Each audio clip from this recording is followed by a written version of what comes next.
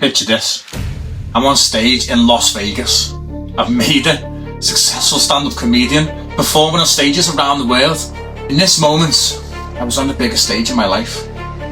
My final night, my final performance, the final curtain, the end of the story. There'd be no final callback. At this stage was a lonely, dark bathroom floor. The only audience, there was a host of pills and a bottle of alcohol. I completed the suicide note. Nothing was going to stop me. I was ready to go. Growing up in a happy, loving family with two remarkable siblings, my brother and my sister, my mum was a true superhero. She juggled 3 jobs to ensure that we never went without. What a woman. What an absolutely amazing mum. My mum and dad broke up when I was about 3 years old. And it left a void that I struggled to understand. In moments of abandonment, I felt panic, I felt insecurity, not realising that was my fear. My fear of being unwanted. That fear would hold me back for the rest of my life. From a young age, it felt different. I felt different from classmates. In an attempt to fit in, I developed a persona that would make me funny, that would make me loud, that would distract attention from my insecurities. It does something to the soul when you have a fear of being unwanted by ones that you love or you look up to, or classmates or people around you. I wanted to be seen. I wanted to be recognised. I didn't want to be some anxious kid. Why was I riddled with so much insecurity, so much anxiety at such a young age?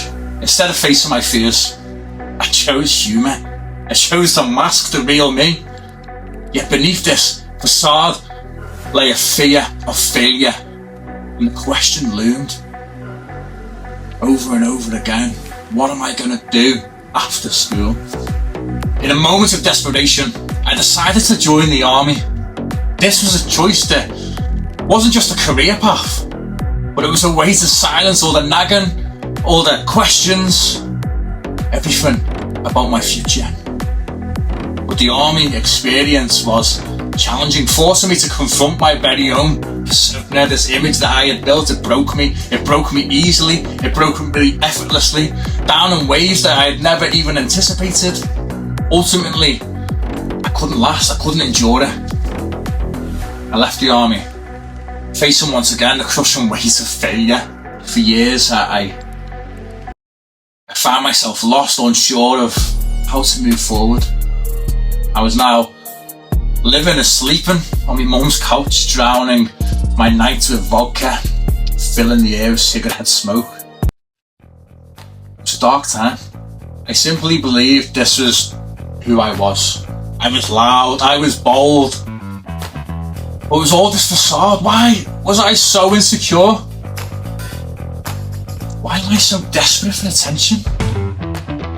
Heavier drinking, smoking, reckless friendships, relationships followed, all in an attempt to fill this void. To feel something other than numbness. I didn't fully understand, but I never let anyone get close to me to see the real me. I craved it. I craved validation. The desire to be seen, to be liked, to be loved, to be extraordinary. Remarkably, fate would deal me a hand that would change my life irreversibly. But was it for the good? I was about to learn that everything shiny, everything glittery, everything gold, everything that tastes and looks so good. The devil was about to give me everything my heart desired. But at that time, I didn't even know it. I took a leap into stand-up comedy. It was transformative, it was good, it was dark adult comedy. As I travelled the globe for a time, I didn't have to think too hard about my demons. I didn't have to think about my escape. I didn't have to think about this feeling that I needed to escape from. At the time, I didn't even realise I had any demons. In fact, comedy became my therapy. I could air out my biggest insecurities, and the laughter that followed felt liberating. But the performance never really ended. In every relationship, every job, every friendship. I was just constantly performing, constantly being the funny guy, always pushing the boundaries, always trying to make people laugh. In doing so, I began to lose myself as I fell into the dark arts of comedy. I found that the darker the jokes, the greater the laughter, the better I felt.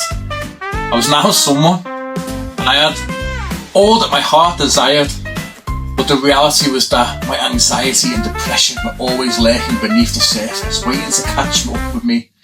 No matter where I performed, whether that be Birkenhead, Liverpool, or even Las Vegas, the feeling of unease were relentless. Trapped in fear, numbness, escapism, I had a deep dissatisfaction that all the success in the world couldn't satisfy. A lack of purpose, and the feeling of my life spiralling out of control made my suicidal thoughts and the start of my relationship with the idea of a premature death by my own hand. Why didn't I want to live anymore? Although I didn't want to end my life immediately. Was this an inner cry for help? A wake-up call? Maybe something greater? Was it a twisted sense of control, believing that I could choose when I would end it all? I thought so. Fate would create a bizarre twist of compounding my desire to die and attending my sister's wedding. There came a moment of clarity surrounded by family and witnessing their joy, and realised I had happiness that could never be mine, I'd never experienced or know. It was in that moment that I decided the exact date I was going to end it all. I set the date to be an anniversary of this remarkable day, but I thought it would be an unremarkable event. Even in death, my insecurities were painstakingly apparent. Imagine a moment in your life when you felt utterly lost, when the weight of despair makes you seem like there's no way out. I've said goodbye to friends, I've said goodbye to family in ways that they couldn't comprehend. Hugging loved ones that little bit tighter when saying goodbye for the night. Life began to throw curveballs at me. Wrongful allegations, court cases, lost jobs, broken relationships. It felt like a quickening. The devil wasn't wasting any time. He wanted me dead. I was at the end of my rope. It felt like the right moment. I couldn't see up the year. I needed to go sooner. I needed to go sooner than I originally planned. But not before a friend invited me to a prayer group. Looking back, I did wonder why. In my state of mind, I agreed to go. I accepted the invitation. I went to a church of all places. There's something far greater than me drawing me. There's something far greater than me know what I was about to do.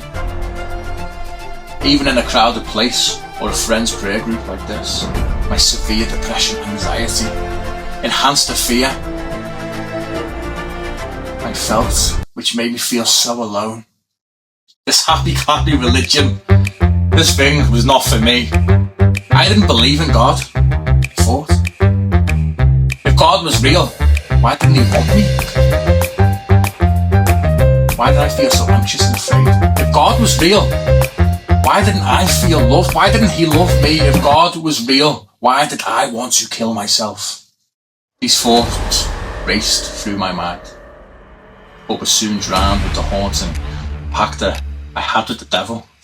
The biggest deception of all, the devil.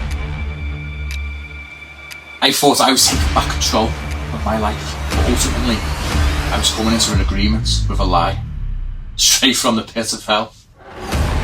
Regardless, the day had arrived,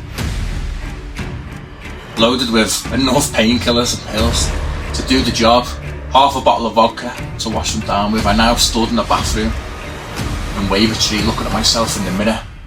The very last time I was ready to go. I was ready to die. The suicide note was completed. Goodbyes were done. But listen to me when I say this. This was not a cry for help. I was being cocky one last time. I was giving God one last chance when I declared, if you are real, now is the time. In that moment of desperation, get emotional, I heard a voice, one that I've never encountered before. It whispered, you don't need to die for me because I've already died for you. You need to live for me. Jesus has spoken to me. But doubt kicked in. Was I hearing this? Was there some level of psychosis? Then the voice remarked, I called you by name. I called you by name. I called you by name. And I've redeemed you. Sure, it must have been Jesus. I started crying. I started to feel emotions I hadn't felt in years. Despite the force of the adrenaline, my anxiety was through the roof, now making me vomit with such feelings. They were soon replaced with warmth and power. The next thing I knew, Joe, who had took me to that prayer group, was knocking on my front door, waking me up.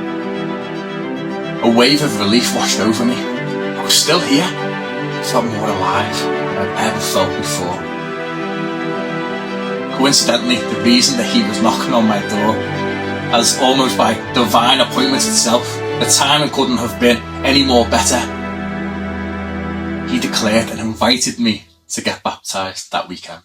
Without a second thought, I seized the extraordinary opportunity to take the plunge, quite literally.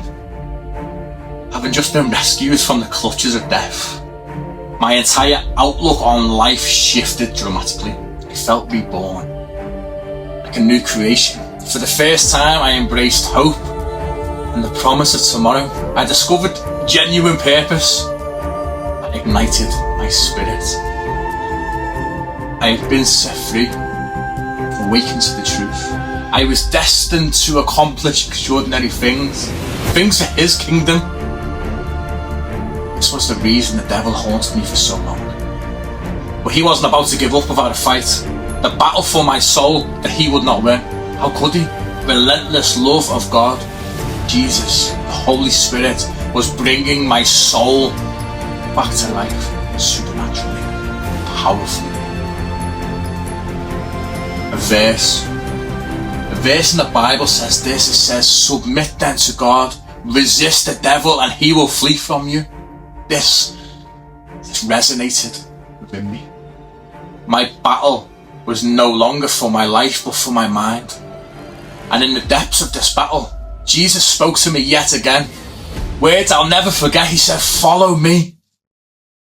And in that moment, I fully surrendered. In that moment, I was all in for Jesus. Are you feeling broken? Are you feeling oppressed or depressed? Or even contemplating suicide? Know that these feelings aren't your destiny. They are lies designed to destroy you, because you have a purpose and greatness awaiting you. There's no one like you. You are as specific as your fingerprints. You are born intentionally with a purpose, predestined by God. His love is relentless. Call out to Jesus now with all your heart and he will reveal himself to you. Jesus is the most incredible person I have ever met. That meeting in that bathroom was the greatest experience of my life. The power of God is real and so is Jesus. He gave my life purpose and liberated me from my brokenness. He saved me from suicide.